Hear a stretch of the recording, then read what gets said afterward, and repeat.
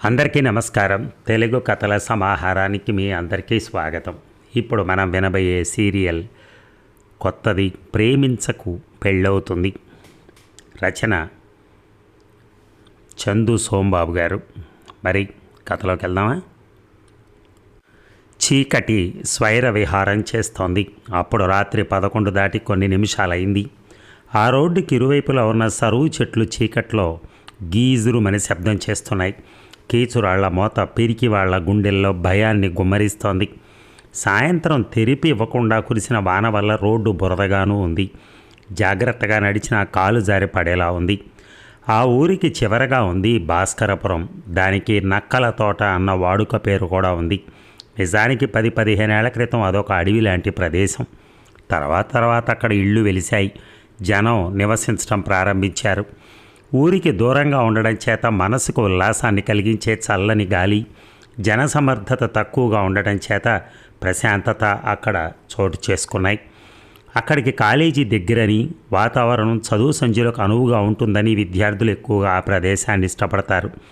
సాధారణంగా సెలవు రోజుల్లో చదువుకోవడానికి పనికొచ్చే సరువు తోటలు, దారువులు, చూడటానికి ఇంపుగా పచ్చని పొలాలు, రైలు కట్ట మనోహరంగా దర్శనమిస్తాయి. ఆ మట్టి రోడ్డులో బురదను లెక్క చేయకుండా ఒక 10 సైకిళ్ల మీద 2-3 చొప్పున ఎక్కి కోలాహలంగా మాట్లాడుకుంటూ సాయిబాబా గుడి పక్కగా ఉన్న ఒక ఇంటి ముందు ఆగారు కొంతమంది కుర్రాళ్ళు. ఆ ఇంట్లో అప్పటికే దీపాలు వెలుగుతూనే ఉన్నాయి. ఎదురు చూస్తున్న మిత్రులంతా వచ్చినా వాళ్ళ వంక చూడకుండా దీర్ఘాలోచనలో ఉన్నాడు శ్రీరామ్. వంటిపైన షర్టు కానీ బనీ కానీ లేదు. నల్లటి స్ట్రెచ్ ప్యాంట్ వేసుకుని మడత మంచం పైన గోడకి జారగిలబడి కూర్చున్నాడు. మెళ్ళలో ఉన్న పులిగోరు గొలుసు దీపపు కాంతికి అతని తెల్లని గుండెలపైన తళతళ మెరుస్తోంది. చెదిరిపోయిన ఒత్తైన పొడుగాటి జుత్తు మాసిన గడ్డంతో అలసిపోయినట్టుగా కనపడుతున్నాడు. అతని చేతి వేళ్ల మధ్య జీవితాన్ని పోగొట్టుకుంటున్న సిగరెట్ నిస్సహాయంగా పొగలు సెగలు కక్కుతూ ఎర్రగా వెలుగుతోంది. అతని కళ్ళు క్షణంలోనో అరక్షణంలోనో పేలిపోవటానికి సిద్ధంగా ఉన్న డైనమైట్లా ఉన్నాయి. శ్రీరామ్ తలెత్తి అందరికేసి చూశాడు. ట్రెండ్ ఎలా ఉంది అని అడిగాడు. ఎంతవరకు మనకు చాలా అనుకూలంగా ఉంది అన్నాడు సత్యం. కనీసం 400 మనకు మెజారిటీ రావచ్చు చెప్పాడు చలపతి. శ్రీరామ్ లేచి నుంచున్నాడు. చిరుతపులిలా ఒళ్ళు విరుచుకున్నాడు. ఇది మన పరువుకి ఐక్యతకు సంబంధించిన విషయం. కర్మవశాత్తు ఓడిపోతే మనం తిరిగి కాలేజీ మొహం చుట్టం చాలా కష్టం. శ్రీరామ్ అప్రయత్నంగా అన్నాడు, చేతిలోని సిగరెట్ని బయటికి విసిరేస్తూ. మనకు అలాంటి భయం అక్కర్లేదు. ఆ రత్నారావు గాడి ఊరికి కొత్త. తెలుసో తెలియకో దీంట్లో అడుగుపెట్టాడు. ఒకవేళ ఎవరికన్నా మనం అంటే ఇష్టం లేకపోయినా సాటి కులాన్ని మర్చిపోలేరు కదా అన్నాడు సత్యం. ఆలస్యమైన మంచి ఫిట్టింగ్ పెట్టేశాడు మన చలపతిగాడు అని మెచ్చుకుంటున్న పద్ధతిలో గోవు సుందర్రావు అన్నాడు. అక్కడున్న 3 ఫ్లాస్కుల్లో ఉన్న టీని అందరికీ సర్దుతున్నాడు రాజు. స్వప్నని మనం గుప్పెట్లో పెట్టుకుంటే బాగుండేది అన్నాడు చలపతి మెల్లగా. గురుడంటే ఆ అమ్మడికి చచ్చేంత కోపం, అందుచేత రత్నారావు గారికి సపోర్ట్ చేస్తోంది రాజు అన్నాడు. మగవాళ్లలో 60% మనకు తప్పదు, ఆడవాళ్లలో చీలికి రాకుండా ఉంటే బాగుంటుంది సత్యం అన్నాడు. శ్రీరామ్కు తెలుసు పోటీ చాలా తీవ్రంగా జరుగుతోందని. తాను జంకిపోకుండా మిత్రులు ప్రోత్సాహం ఇస్తున్నారే కానీ ఆడపిల్లల ఓట్లు చీలితే గెలవటం కష్టం. పిడికిలి బిగించి గోడను కొట్టాడు. శ్రీరామ్లో ఆలోచనలు రగులుతున్నాయని పసిగట్టి మిత్రులు నోరు మూశారు. స్వప్న పళ్ళు కొరికాడు శ్రీరామ్. తనంటే ఎందుకంత కోపం? తనేమీ అపకారం చేయలేదే, తనకి ఏమీ చేయకపోవటమే నేరమా? స్వప్న కుందనపు బొమ్మలా ఉంటుంది. సన్నగా నాజుగ్గా తీగలా ఉంటుంది. కోల మొహం, అందమైన ముక్కు, చిన్న నోరు, తెల్లని నున్నని చెంపలు, చక్కని నుదురు, గడ్డం పైన చిన్న పుట్టుమచ్చ, పొడుగాటి జడ, ఎత్తైన గుండెలు, సన్నని నడుము. ఓసారి చూస్తే తిరిగి చూడాలనిపించే ఆ అందాన్ని సొంతం చేసుకోవాలని అనుకోని మగవాడెవడైనా ఉంటేవాడు మగవాడు కానే కాదు. శ్రీరామ్ స్వప్నం చూసిన మొదటి రోజే తన మనస్సును స్వప్నకు అంకితం చేశాడు. 3 నెలలన్నా తిరగందేనే శ్రీరామ్ స్వప్నను ప్రేమిస్తున్నాడన్న సంగతి గాలి దుమారంలాగా కాలేజీలో చెలరేగింది. ఎవరో కొంటి వెధవలు గోడలపైన శ్రీరామ్ స్వప్నల పేర్లను కలిపి ప్రేమ వాక్యాలు, శృంగార వాక్యాలు గుప్పించారు. దానితో స్వప్నకు మండిపోయింది. నిజానికి శ్రీరామ్ చాలా బాధపడ్డాడు. స్వప్నను కలిసి తనకేమీ తెలియదని చెప్పాలనుకున్నాడు. ఆ రోజు సాయంత్రం ప్రాక్టికల్స్ ఆలస్యం అయ్యాయి. స్వప్న ల్యాబ్లో నుంచి బయటకు వస్తుంటే పిలిచాడు. స్వప్న వెనక్కి తిరిగి చూసి చాలా నిర్లక్ష్యంగా ఏమిటి అంది. జరిగిన దానికి చాలా విచారిస్తున్నాను. ఎవరో కావాలని చేశారు. నన్ను నమ్ము, ఇందులో నాకేమీ తెలియదు అన్నాడు.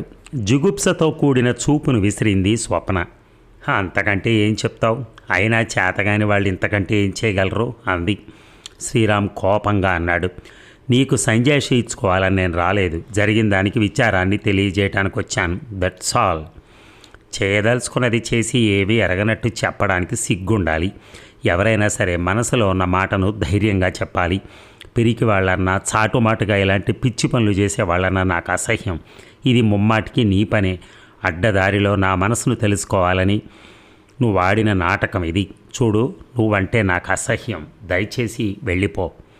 శ్రీరామ్ కోపంతో ఒళ్ళు మర్చిపోయాడు. Don't talk rubbish. నోటికొచ్చినట్టు మాట్లాడటం మీ ఆడవాళ్ళకి అలవాటే. కానీ ఒక్క విషయం గుర్తుంచుకో స్వప్న, చేసిన తప్పుని ఒప్పుకోవటం, చేయని దాన్ని ఖండించడం నాకు మొదటి నుంచి అలవాటు. అంటున్నావు కనుక చెప్తున్నాను. I like you, I love you. మనస్ఫూర్తిగా చెప్తున్నాను. నువ్వంటే నాకు పంచ ప్రాణాలు. నువ్వు అడిగితే నా ప్రాణాలు కూడా ఇచ్చేస్తాను ఆవేశంగా అనేశాడు. ఛీ, నీ ప్రాణాలు ఎవరికి కావాలి? పెద్ద సపోటా మాటలు చెప్తున్నావు. అయితే ఇంత అసభ్యకరంగా ఉత్తరం రాయటం కూడా అబద్ధమేనా అంది. ఉత్తరమా? ఆశ్చర్యంగా అడిగాడు. ఇది నువ్వు రాసింది కాదా? ఈ లెటర్ని ప్రిన్సిపాల్కు చూపించి నిన్ను నిమిషాలపైన సస్పెండ్ చేయించగలను. నేనే ఉత్తరం రాయలేదు. అనవసరంగా అల్లరి చేసుకోవటం మంచిది కాదు. మంచిది కాకపోతే ఏం చేస్తావేంటి? ఛాలెంజ్ చేస్తున్నట్టుగా అడిగింది. నిన్ను స్వప్న చేతిని గబాలన పట్టుకున్నాడు శ్రీరామ్. ఛీ, వదిలో. ఇది చాలదు. నువ్వెలాంటి వాడు అంచనా కట్టడానికి. ఆ ఉత్తరం ఇటు ఇవ్వు ఫస్ట్. ఓ, భయం కాబోలు. నా దగ్గర ఎవిడెన్స్ ఉంటుందని. ఇలాంటి వెధవ ఉత్తరాలు దాచుకోవటం నాకు అలవాట్లేదంటూ ముక్కలు ముక్కలుగా చించి అవతల బారేసి విసవిస నడుస్తూ వెళ్ళిపోయింది స్వప్న. శ్రీరామ్ సిగరెట్ వెలిగించాడు. బాధగా నిట్టూర్చాడు. నాకు తెలుసు బ్రదర్, ఈ ఆడవాళ్ళ లక్షణమే అంత. ప్రేమించి అందుకోవడానికి చేతులు జాస్తే ఆ చేతులు నరికేస్తారు. మనస్ఫూర్తిగా హృదయాన్ని అర్పిస్తే దాన్ని ముక్కలు ముక్కలు చేస్తారు. ప్రేమించిన వాడిని, అభిమానించిన వాడిని ఆడవాళ్ళు ఎప్పుడూ ఇష్టపడరు. అలాంటి వాళ్ళు ఎక్కడో మోసపోతారు. ఆ రోజున కానీ వాళ్ళ తప్పు తెలిసి రాదు. స్వప్నను దూషిస్తే శ్రీరామ్ సహించలేడని మిత్రులందరికీ తెలుసు. అతని గుండెల్లో అంతులేని స్థానాన్ని స్వప్న అతను ఎప్పుడో ఇచ్చేశాడని వాళ్ళకి తెలుసు. అందుచేత ఎవరు ఏమీ మాట్లాడలేకపోయారు. బయట చప్పుడైంది. అందరూ తలెత్తి చూశారు. శ్రీరామ్ రూమ్మేట్ గిరి సైకిల్ స్టాండ్ వేసి ఒగరుస్తూ పరిగెత్తుకొచ్చాడు. అతని నుదుటి పైన దెబ్బ తగిలి నెత్తురొస్తోంది. బట్టలు బురదయ్యాయి. గిరిని ఎవరో కొట్టారన్న సంగతి అందరికీ అర్థమైంది. గురు, కొంప మునిగింది అన్నాడు గిరి. ఏమిటన్నట్టుగా చూశాడు శ్రీరామ్. కొబ్బరికాయల సుబ్బారావు గారు మరికొందరు వెధవులు కలిసి హాస్టల్లో ట్యూబ్లైట్లన్నీ పగలగొట్టేశారు. వాడేదో చేస్తే మనకే అని సత్యం అడిగాడు. అదంతా మనం చేసినట్టుగా చేశాడు. వార్డెన్ ఎమర్జెన్సీ మీటింగ్ పెట్టి నీకు ఓట్లు వేయొద్దని చెప్పాడు. మిత్రులందరూ అవాక్కైపోయారు. శ్రీరామ్ పళ్ళు పటపటా కొరికాడు. ఆ దెబ్బేమిటి? సుబ్బారావుని నిలదీసి అడిగాను, అందుకని కొట్టాడు. చూస్తాను వాడంతు. శ్రీరామ్ హ్యాంగర్కున్న షర్టు తీసి భుజానికి తగిలించి అడుగు ముందుకేశాడు. గిరి శ్రీరామ్ చేతిని పట్టుకుని ఆపాడు.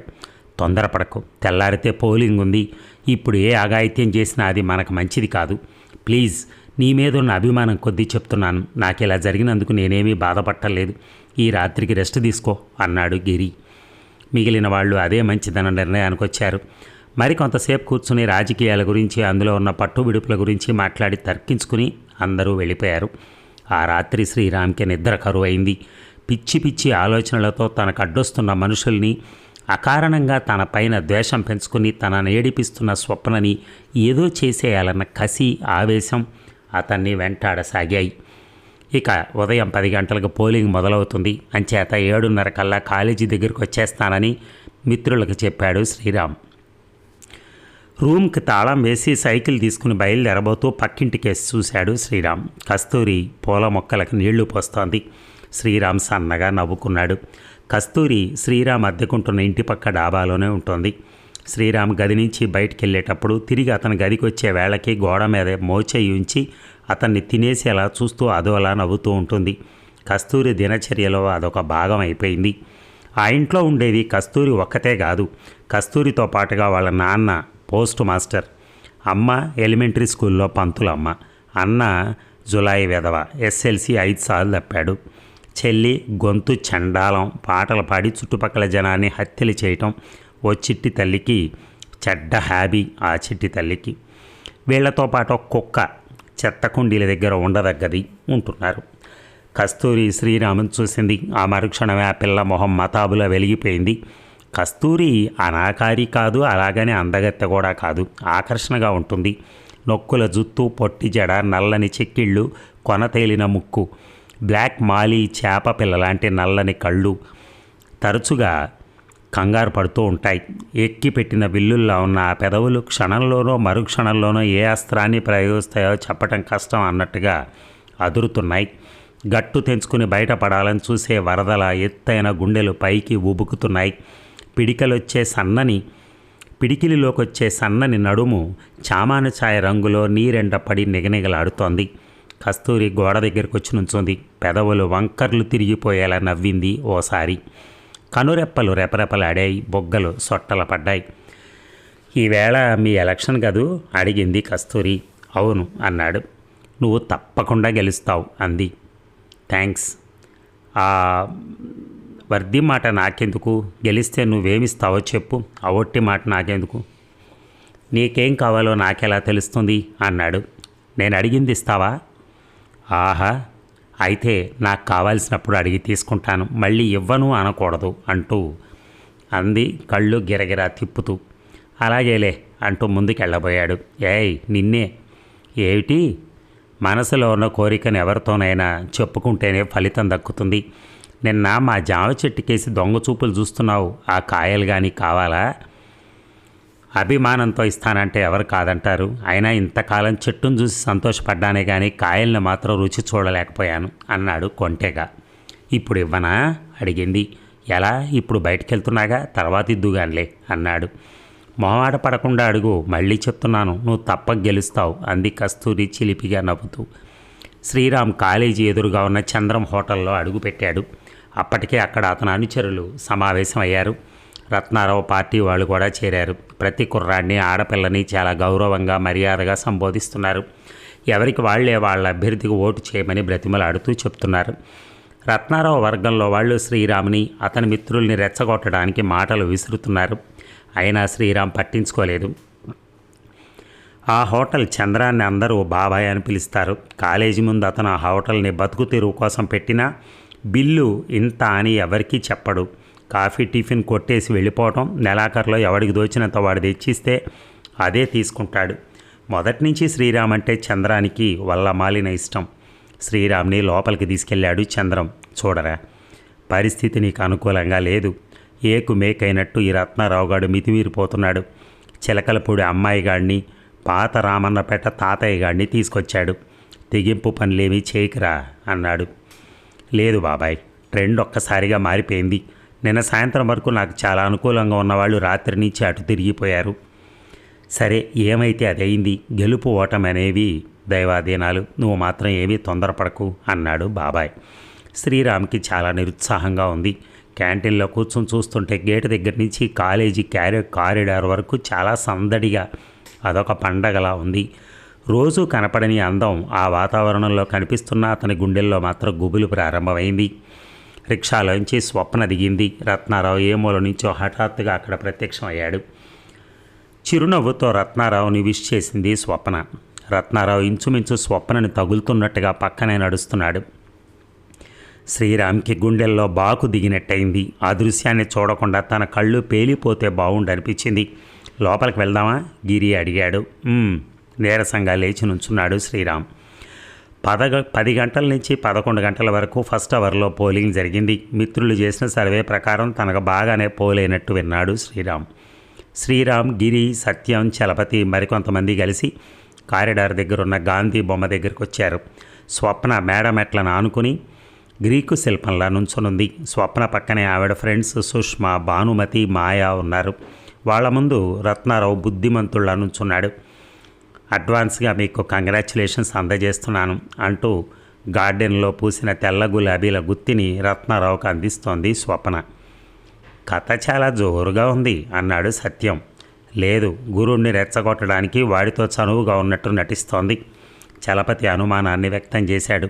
నాటకం అని ఎందుకు అనుకోవాలి, నిజమే కావచ్చు అన్నాడు రాజు. శ్రీరామ ఏం మాట్లాడలేదు. కౌంటింగ్ 4 గంటలకు ప్రారంభమవుతుంది కనుక అక్కడ ఉండనవసరం లేదు. శ్రీరామ అద్దె గదికి చేరుకుని అలసటగా మంచంపై వాలిపోయాడు. అతని మనసు వాయుగుండం పడిన సముద్రంలా ఉంది. కసిగా అగ్గిపెట్టా సిగరెట్ పెట్టా తీశాడు. అతని చేతిలో అగ్గిపుల్ల బగ్గున మండింది. సిగరెట్ పొగని దట్టంగా పీల్చి గాలిలోకి వదిలాడు. తలుపు దగ్గర చప్పుడైతే చూశాడు. పోస్ట్ మాస్టర్ గారింట్లో పనిపిల్ల చిన్న గిన్నె తీసుకొచ్చింది. ఏమిటి అడిగాడు శ్రీరామ్.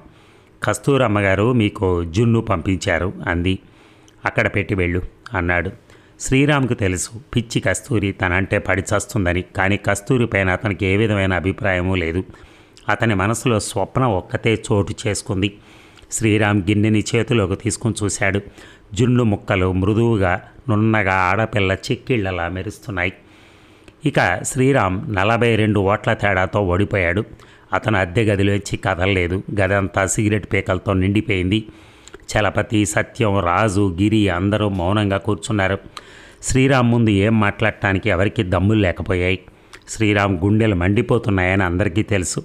శ్రీరామ్ పెదవులపైన ఓ అరక్షణం పాటు విషపు నవ్వు కురిసింది. నొసలు చిట్లించాడు. పిడికిలి బిగుసుకుంది. పళ్ళు పటపటా కొరికాడు. గిరి అప్పటి వరకు ఓ మహర్షిలా మౌనం పట్టిన శ్రీరామ్ మాట్లాడేసరికి అగ్నిగోళ మీద బ్రద్దలైనట్టుగా ఉలిక్కిపడ్డారు మిత్రులు. రాత్రి నిన్ను కొట్టింది సుబ్బారావు గదు? అవును. అతను మాట్లాడకుండా అడుగులు బయటకేస్తుంటే మిగతా వాళ్ళు అతన్ని అనుసరించారు. కేకే బేకరీ దగ్గర సైకిల్ ఆపి నుంచున్నారు. అప్పుడు రాత్రి 9 దాటుతోంది. ఆ టైంలో సుబ్బారావు సాధారణంగా ఆ బేకరీకి వస్తాడు. వీళ్ళు ఊహించినట్టు సుబ్బారావు ఆ టైంకి అక్కడికి వచ్చాడు. శ్రీరామ్ అతని వైపుకు నడిచాడు. సుబ్బారావు కంగారుగా పారిపోవడానికి ప్రయత్నం చేశాడు. కానీ అప్పటికే తనను అందరూ చుట్టుముట్టేయటం చూసి నిస్సహాయంగా అందరికేసి చూశాడు. శ్రీరామ్ కళ్ళు నిప్పుల వర్షం కురుస్తున్నాయి. అతని కాలర పట్టుకుని పిడికిలి బిగించి మొహం పైన బలంగా కొట్టాడు. ఆ దెబ్బకు అతని కళ్ళు బైర్లు కమ్మాయి. ఎగిరి అవతల పడ్డాడు.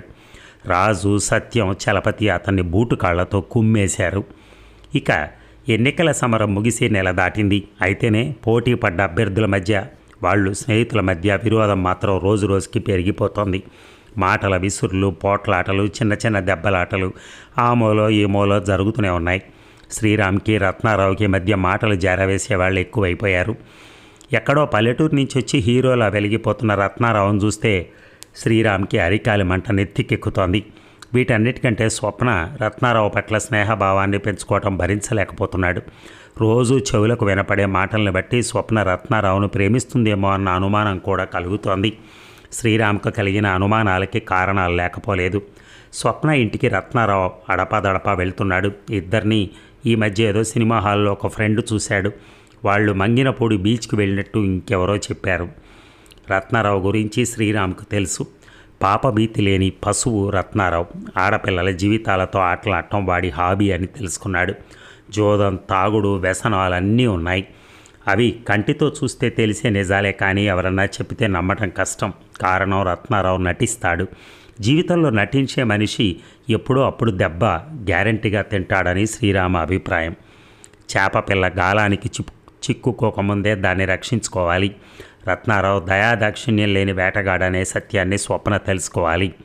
స్వప్న తన ఆరాధ్య దేవత, తన జీవిత సుందర స్వప్నం.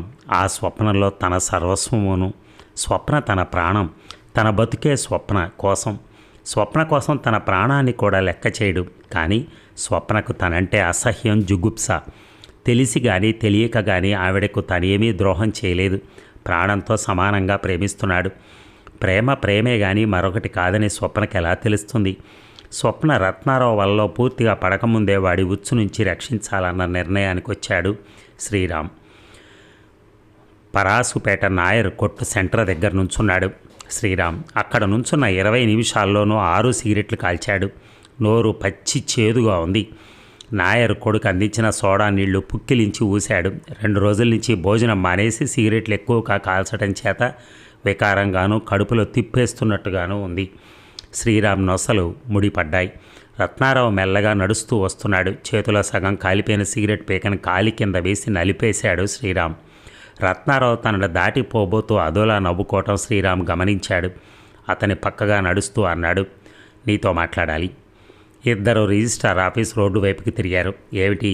చాలా పొగరుగా ధ్వనించింది రత్నాకర్రావు గొంతు. ఇద్దరు నుంచున్నారు. 2 నిమిషాలు ఒకరినొకరు చూసుకున్నారు.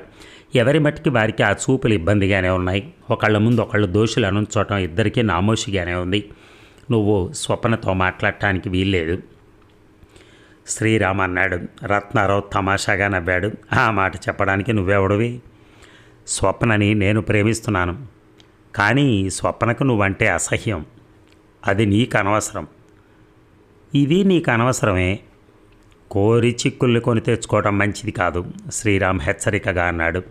షటప్. స్వప్న నీ అబ్బ వైపు చుట్టం కాదు, అమ్మ వైపు చుట్టం కాదు. దానికి ఇష్టమై నా దగ్గరకు వస్తోంది. ఆడది కోరి దగ్గరకు వస్తే విడవటం మగ లక్షణం కాదు. ఏమిట్రా కూసావు? నువ్వు హీరో అనుకుంటున్నావా? రత్నారావు షర్టు పట్టుకున్నాడు శ్రీరామ్. ఈ కాలేజీలో నేనున్నంతకాలం హీరో అంటూ మరొకడు ఉండడానికి వీల్లేదు. ఎవడన్నా ఉంటే వాడు విలనే కానీ హీరో కాడు అంటూ రత్నారావు ఎదురు తిరగాలనుకున్నాడు. కానీ అక్కడ శ్రీరామ్ ఒక్కడే కాదని అతడు అనుచరులు చుట్టుముట్టేస్తున్నారన్న సంగతి తెలుసుకునేసరికి ఆలస్యం అయిపోయింది. రత్నారావు మొహం పైన శ్రీరామ్ బలంగా కొట్టాడు. అతను తేరుకునేలోగా మోకాలితో పొట్టలో తన్నాడు. క్షణంలో అక్కడికి చేరిన రాజు, చలపతి, సత్యం రత్నారావుని ఫుట్బాల్ని తన్నట్టు కాళ్లతో కుమ్మేశారు. జాగ్రత్త, పిచ్చి కూతలు కూస్తే ఇసుక పర్రలో పాతి పారేస్తాను. మొహం పైకి పడ్డ జుత్తుని నిర్లక్ష్యంగా వెనక్కి తోసుకుంటూ అన్నాడు శ్రీరామ్. ఒంటరి వాణ్ణి చేసి అమానుషంగా కొట్టడం వీరత్వం కాదు అన్న మాటలు విని తలెత్తి చూశాడు. ఎదురుగా స్వప్న. స్వప్న అన్నాడు నీరసంగా శ్రీరామ్. ఛీ, మనిషికి పశువుకి తేడా ఉంటుందనుకున్నాను, కానీ నువ్వు మనిషివి కాదు, పశువువి. షటప్. వీడి గురించి నీకు తెలియదు. నువ్వు మోసపోతున్నావు. నిన్ను హెచ్చరిస్తున్నాను, దయచేసి నా మాట నమ్ము. ఈ నక్కని నమ్మకు. తర్వాత నిన్ను దేవుడు కూడా కాపాడలేడు స్వప్న. నన్ను రక్షించుకోవటం నాకు బాగా తెలుసు. నువ్వు మాత్రం జైలుకి వెళ్లకుండా చూసుకో అంటూ విసవిసా వెళ్ళిపోయింది స్వప్న. శ్రీరామ్ స్వప్న మాటల్లోని తీవ్రతకు నీరసపడిపోయాడు. మరి ఇప్పటి వరకు మనకు రాసినటువంటి ఆ మొదటి భాగం చందు సోంబాబు గారు రాసింది. ఇక ఆ కథను కంటిన్యూ చేస్తూ దమయంతి గారు ఏం రాశారో మనం రేపటి భాగంలో విందాం. Thank you.